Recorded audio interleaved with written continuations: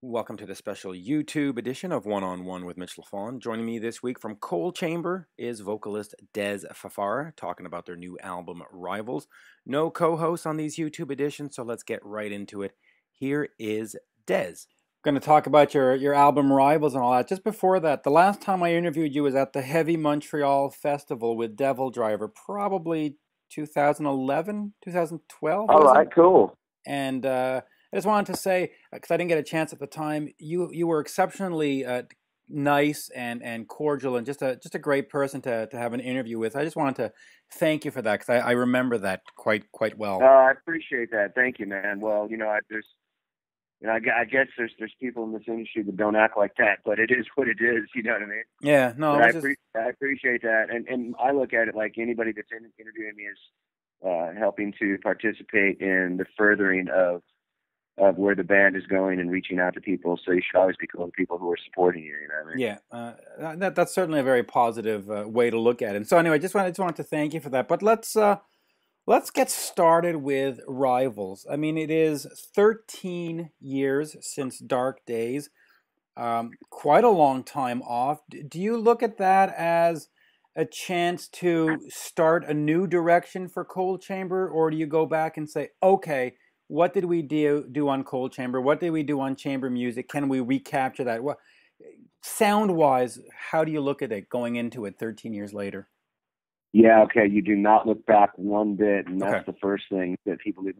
We wanted nothing to do with some kind of nostalgia trip or going down the early 90s road whatsoever. And a lot of people don't know that we started talking in 2006 and actually demoed two songs in 2009 together. But when we heard the tunes, they were obviously just exactly what Coal Chamber does. And the thing is that our first record, our second record, and Dark Days, all were so different from one another. I don't think we could find a record to go back to and go, okay, let's be like that.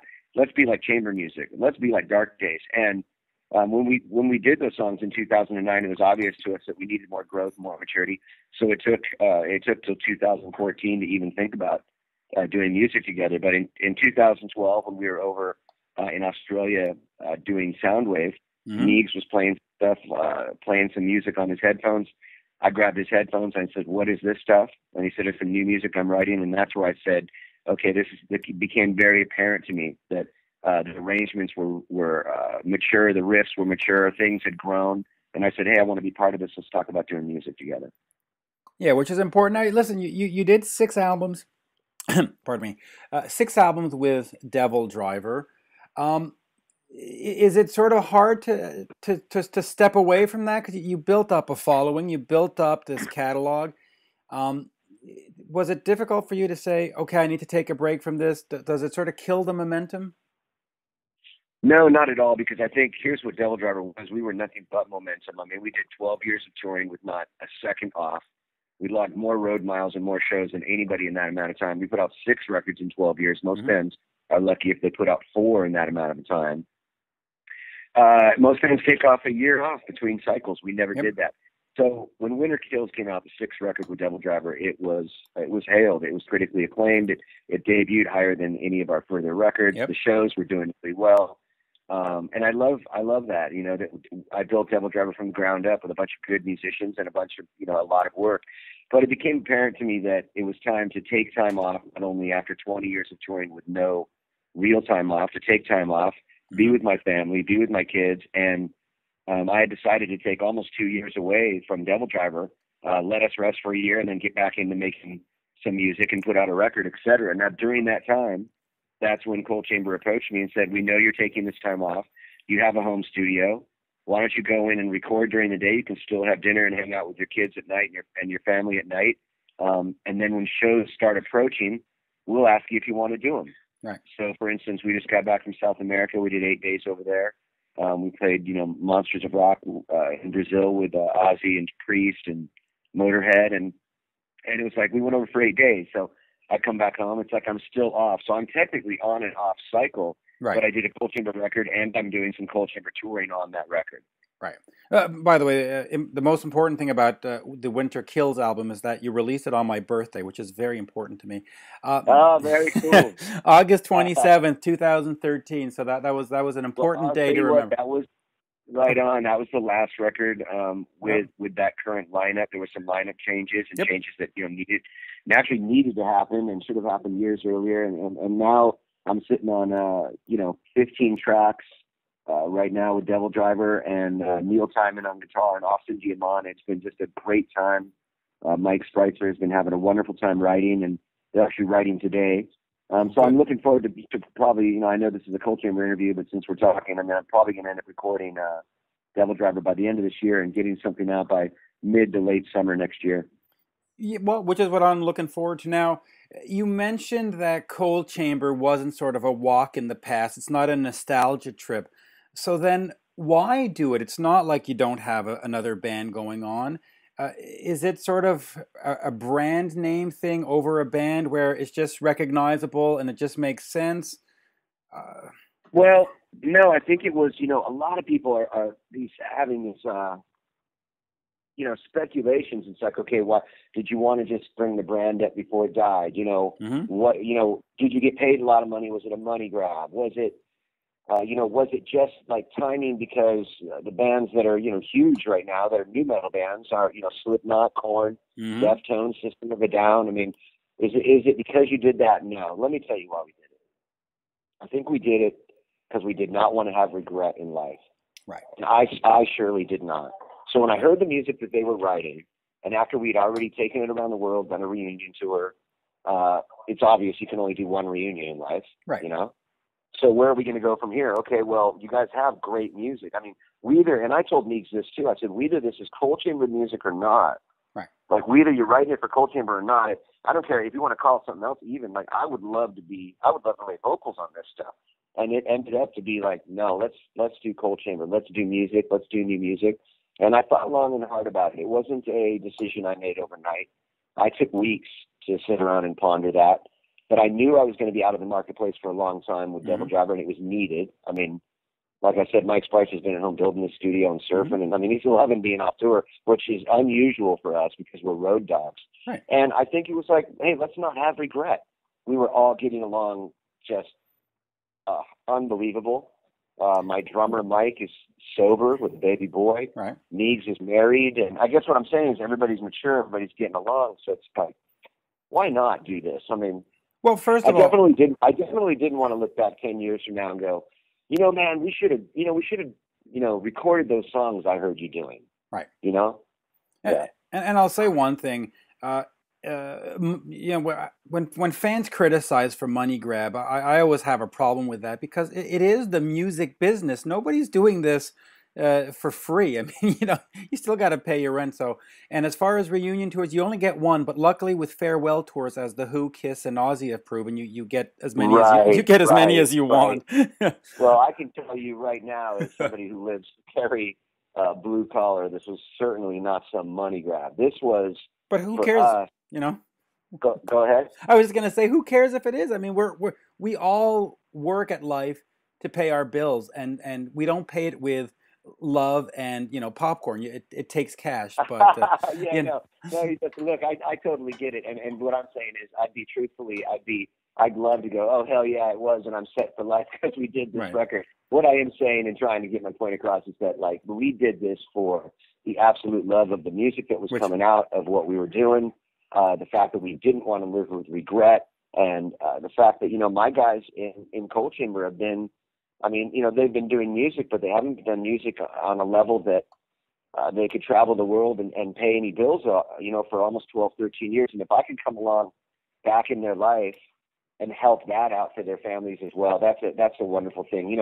The thing that is resounding, not just about, you did DevilDriver for 12 years and 6 records, and you really built something special there, or you got Cold Chamber back together to do a record, and how special.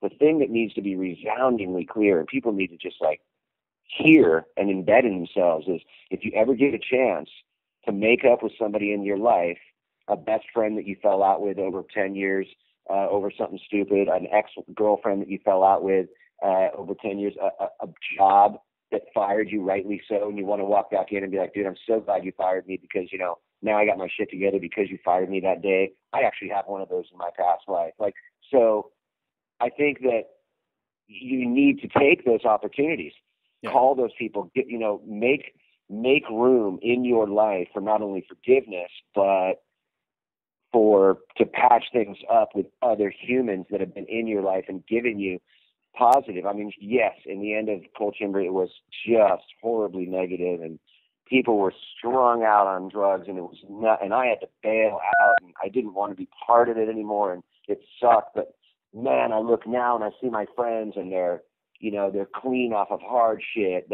Mikey's, you know, sober and playing his ass off. You know, he has a little baby boy he's posting pictures of. Like, Meegs is married. I went to his wedding and, like, shed a tear. It was like, watch these guys grow up. And we all were very young together in Hollywood together, living in a studio apartment, like, stealing food from AM PM. We were so hungry, literally. Trading top ramen. I've got chicken. I've got this shrimp one. I'll trade you tonight. Like, literally came from a place of complete poverty together, that when we got back together as friends, and when, you know, here's a great example. The first day of rehearsals, before we even thought about doing a record, and we were just starting to say we were going to go tour, I got home and my wife goes, "What'd you guys get done today? You know, like, what songs did you play?" So I said, and to be honest with you, nothing. All we did was laugh. I mean, we carried on for like 7 hours, like kids. To our tour manager was like, "Are we going to play a song today?" And we were like, "I don't know, maybe not." Like, we're having such a great time, you know. And then when we did, it was like getting right on a bike. So all of those things, man, encompassed. I think the thing that should be way resounding is, if you get a chance in life, man, you know, to reconnect with someone you fell out with, it's very important to do that, man. Yeah, and I was going to mention that. I mean, how much of this is beyond the music business and beyond, and just being part of sort of a psychological healing, just part of getting a chance to get a do-over. I mean, we don't get a lot of chances. That's all this is. That's all this is for me. That's it. Now, the fact that we made a great record, now that's the icing on the cake. Yeah. Because even our manager at the time and the record label at the time did not know that we had an inward pact, that if we listened back to the record completely together and we felt that it wasn't something new, fresh, had something to say, it was good, and it was our best foot forward, that we wouldn't put it out, that we'd do everything we could to just pay off whatever it took to make it and have them shelf it. And sure enough, we all got together and listened to it, and it just so happened that was the night that Jurgensen was over here. Yeah. And we were all in the room, we all listened to the record, and, you know, after the whole record was over, everybody, including Al, was like, "Holy shit, man, this thing is a monster." And, you know, so that's the icing on the cake for me, because it is all mental. I mean, you know, you can say what you want, but the shows have been packed. So what I say is this: we've either really struck a chord back in the day, or people have a long memory, and I think it's a little bit of both. Yeah, and it must feel nice to be able to look Mike in the eye and not feel hate, and actually say, "Hey, you know what? There's my brother in front of me." Right? It's got to be a nice way. Let me tell you, 13 years later. Dude, there was a time when I put my head on the pillow every night, wishing, you know, Meegs and Mike would slip off a curb. You know, and I'm sure, and they probably felt the same way. Sure. Oh, fuck yeah, they felt the same way. Fuck yeah, it was like, you know, it was. Yeah, I mean, I called him from an airplane 30,000 feet up, sliced my card through, and said, "That's it. I'm on an airplane. It's done." Like, and I'm not coming back. Like, yeah, it sucked. It sucked for everybody, dude. And people don't realize that, you know. Like, I moved my whole family into a fucking studio apartment. All my kids, all my dogs are into a studio apartment for 2.5, 3 years while I restarted DevilDriver, got back in a van, opened up for everybody who ever opened up for me. And they went into, you know, a real gnarly downward spiral in their personal lives. Like, they need to write a book on their struggle to get off of hard drugs. Yeah, because from what I hear from Meegs and Mike, it was like, you know, the most fucking pain, you know, the most insane thing ever. I mean, they need to write a book about strength, because those two dudes, right? Those are two of the strongest guys I fucking know. They came back from the abyss. out of the total abyss. People Uh-huh. don't come back off of methamphetamines like they were using, and alcohol, and I mean, Meeks and Mike will tell you stories about, you know, getting chased by the cops and beat up by the cops on the side of the road. And like, I mean, dude, just the most insane stories from them coming back. So where I am with it, where they are now, is like, these are my brothers, like, and I got to be there for them. They got to be here for me. And, you know, unless it falls back into any of those cycles again, I'm going to be here for Cold Chamber as long as they want to have me. While all that was going on, there was a time that you weren't there for them because you weren't talking. No. Is there any guilt about No. having no? Not one. No. Okay. No way. If I didn't leave when I did, Right. they will both acknowledge this. If I realized I went on stage every single night, Mm-hmm. was putting money in their pockets to have them live the lifestyle we were living. Okay. Which was over the top, hotel suites, hard drugs, booze, women. I mean, it was fucking It was rock and insane. roll. And you know, and let me tell you, man, I'm partly to blame because I'm such a private guy. Mm-hmm. I'm so fucking reclusive. Yep. I like some weed and some wine. I don't hang out at all with people backstage. I'm not that kind of guy at all. I really enjoy going on stage and the traveling, but all the other shit that surrounds heavy metal, touring, etc. I'm not a fan of it. A lot of people say you did the wrong job, but I mean, no, I'm getting over that. You know, I'm getting over that. Yeah, I can go to a meet and greet now with 50 people and not like be the first to bail out, but literally it's against my nature, you know? So I'm partly to blame because I didn't step up too and be like, dude, what the fuck is going on here? But I mean, I said my piece a bunch of times and tried to say my piece and say this thing is going down in flames. What the fuck is going on? We have a shot here. All the other bands that we took out on tour are getting bigger than us right now. Like, what are you doing? And fuck it, I had to leave, and I'm glad I did. There is no remorse for leaving because now I look at these guys and their life is so happy and together and straight. Right. Meeks is one of the happiest people I've ever toured with. He literally will come say goodnight to you every night at 1 or 1:30, give you a hug and go to bed. He's like the fucking nicest guy to tour with I've ever toured with in my fucking life, man. How much of this sort of new maturity and new sort of friendship with the guys comes from the fact that you became a parent? How much did parenting change you? Because it sort of readjusts your perspective on what's important in life, right?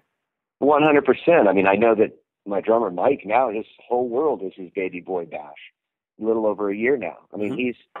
It's his world, so he understands where. I mean, when I left the band, I had 2 young children. Right. Like young children, like toddlers, like, you know what I mean? Yeah. And I couldn't have any of that stress in my life. And so when I bailed, now he understands. He's like, yeah, dude, I know exactly why you bailed. Like, you know, and I know exactly why you started DevilDriver, because like, what else am I going to do? I guess I could go back to Brick Lane and all the other things that I was before I had a record deal, but my wife wasn't having that. She was like, fuck no. You're one of the best frontmen. You know, she's always been the strength behind my whole life. She's like, you need to get out there and do this again. And I was like, in my mind, I was like, are you shitting me? Like, how do you do that? I mean, we just got done touring the world with fucking Pantera and soccer stadiums with Black Sabbath, and we've done Ozfest more than many times, but more than anybody but Ozzy, and we have gold records. Like, what are you talking about? Like, okay, like literally rent a van and go again. And she's like, you've got to do it. Yeah. And I fucking, and I did. Now, here's the thing that people ask me too, like if DevilDriver wasn't around, would Cold Chamber still exist? I don't know.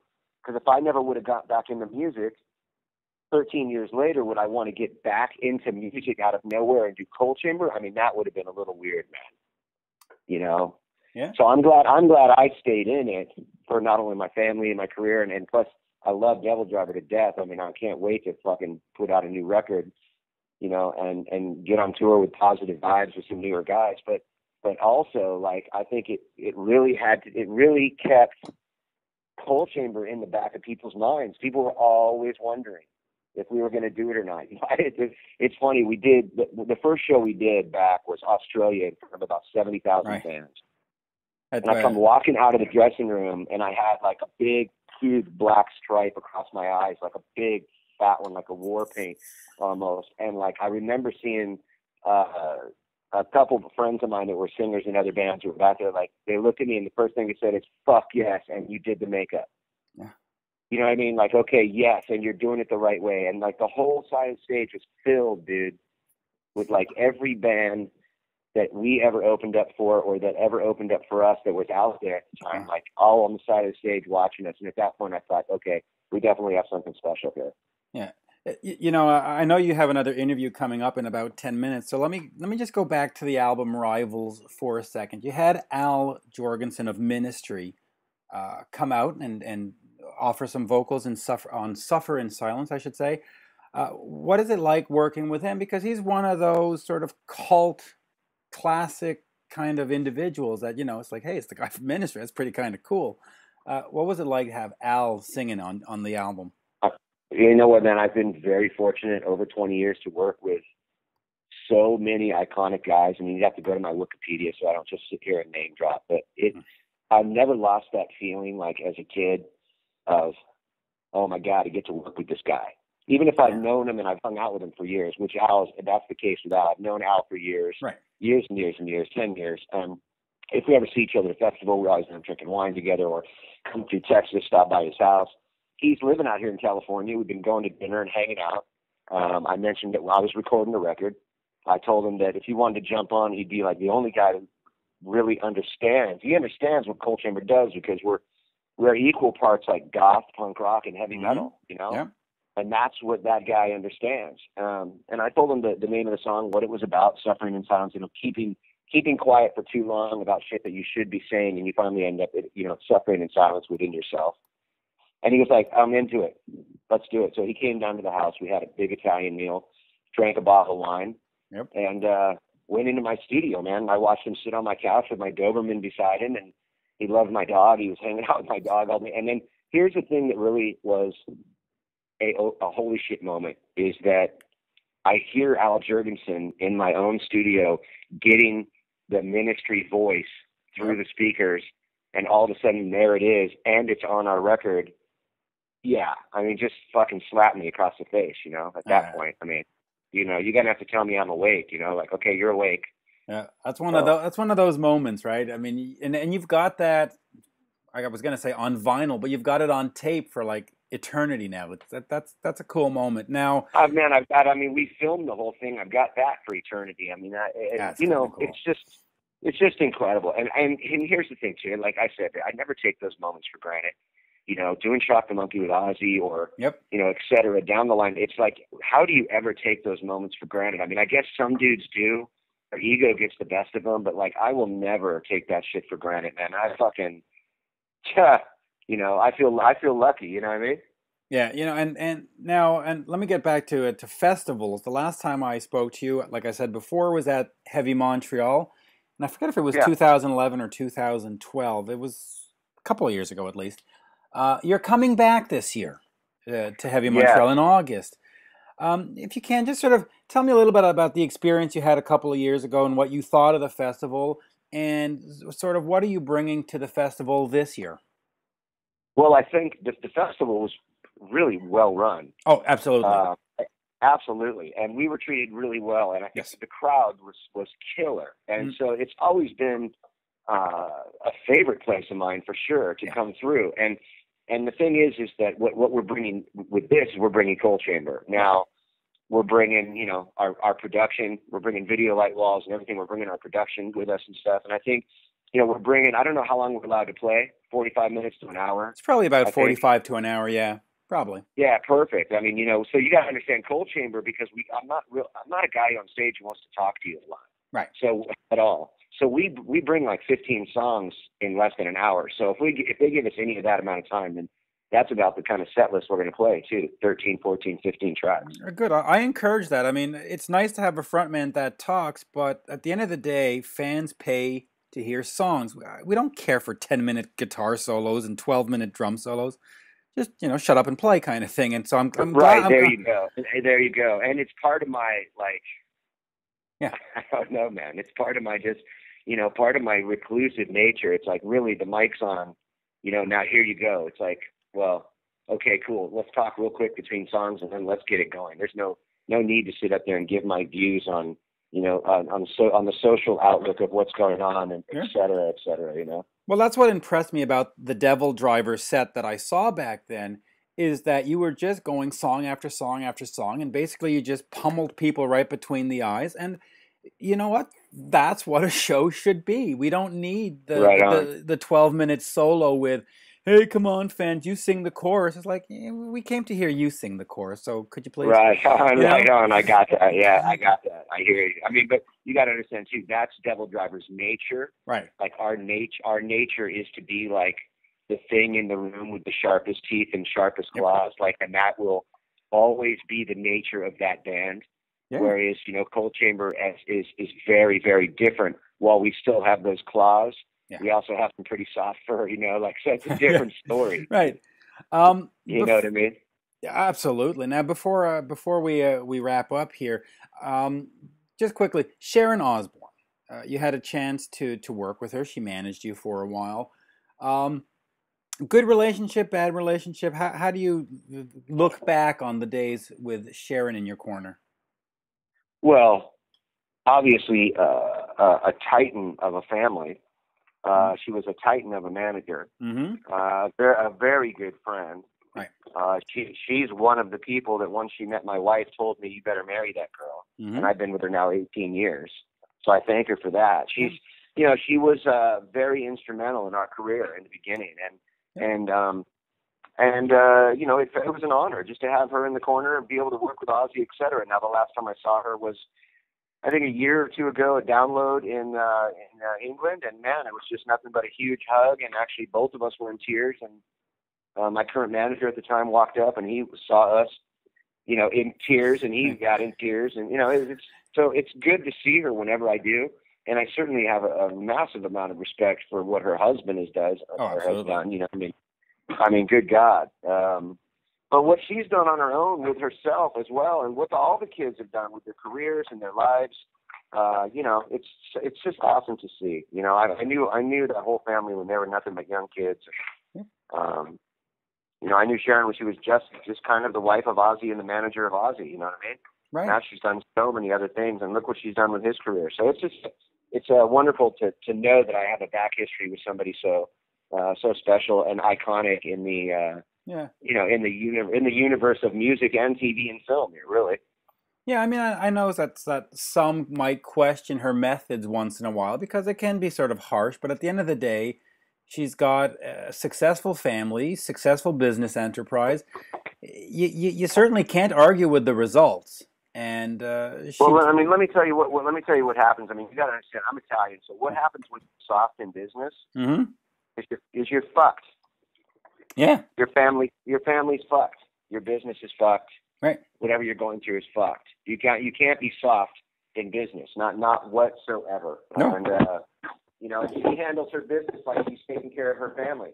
So I admire her a great deal. I mean, that's just fact. Right. And anytime I see her, you know, or if I hear she's somewhere near me in catering or this and that, if she's on premise, I'm out the door to go and pay my respects to that woman. Yeah, absolutely. Dez, always a pleasure, and I'll be at the Heavy Montreal Festival. I certainly look forward to seeing you back there.